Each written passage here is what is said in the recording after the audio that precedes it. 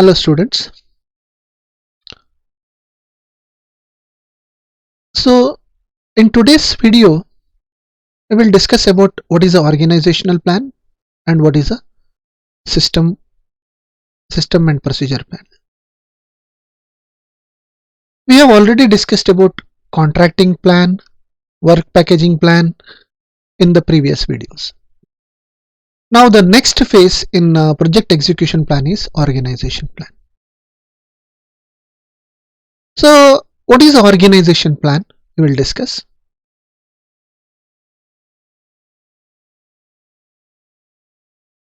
Once we have decided the number of contract and their scope, owner now can plan about in-house activities and he can order the things. Here the term owner may be a stakeholder or maybe a project manager. Sometime what happens, the stakeholders such as CEO, they will be having a direct watch and they want the team according to their requirement. The owner can deliberate on the form of organization to be adopted so that the interest of the project is best served. Means owner can decide what are its needs and how the project has to go on.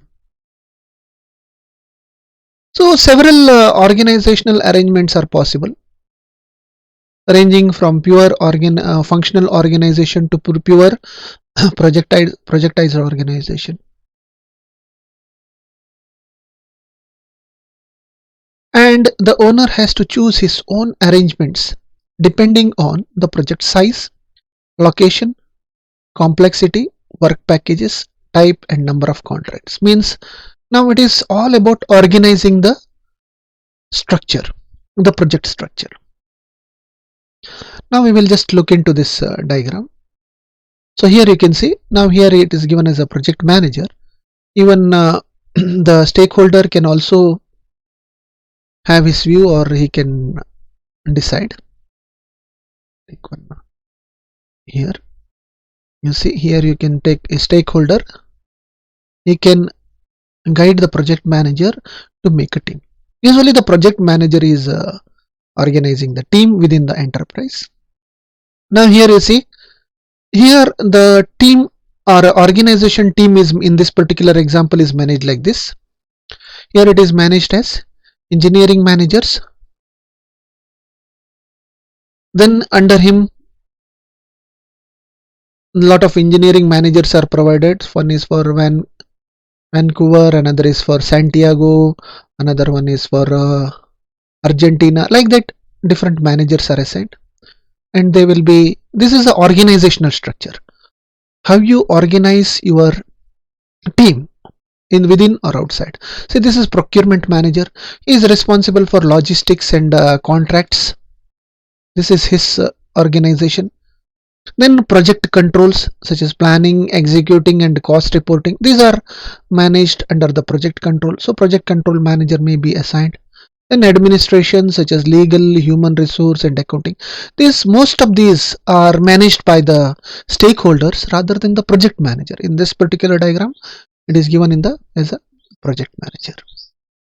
Okay, so this is the organization structure of the enterprise. It is always noted that organization can become more self-regulating if it is on the task force or projectized. Means they can have their own regulations in defining the organization.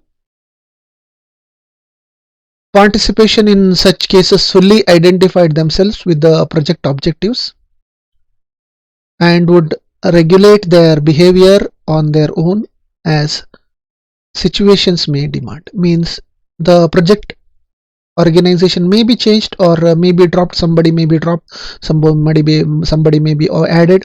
So it is all about organizing within the enterprise. Next is system and procedure plan. This is the last section of the project execution plan. This deals with the system and the procedure. A heavy emphasis has to be placed on routine system and procedure so that no intervention is required in day-to-day operations of the system. See, system and procedure plans define how the execution of the each and every phase has to be done. So it is not that the project manager will daily intervene in every section. There will be some group head leaders who may just observe the things, but once the system is decided, how the execution has to be taken place, that is defined in the system and procedure plan. There are at least 8 subroutine subsystems in the project management. Okay, here these are the some of the examples are given here. These are some of the subsystems: contract management, configuration management, time management, cost management, fund management, material management, and communication management. These are all the managements, or you can say the system procedure plans. Under this, different sections are managed. Sometimes what happens, when we talk about the system or the procedure, routine system and procedures for each company will may be different. It is not that always it will be same. So it will vary from the requirement and need of the company, what should be the system and a procedure of every company. The system and procedure will vary. The difference may not cost, most of the cases difference may be very significant. And it is quite possible to examine the system and procedure, one project, and adopt it, alter making minor modification. So it is always possible that procedures or systems, what is it decided, may be altered. So this was regarding the last part of the project execution plan, that is system and procedure plan. Thank you for watching this video.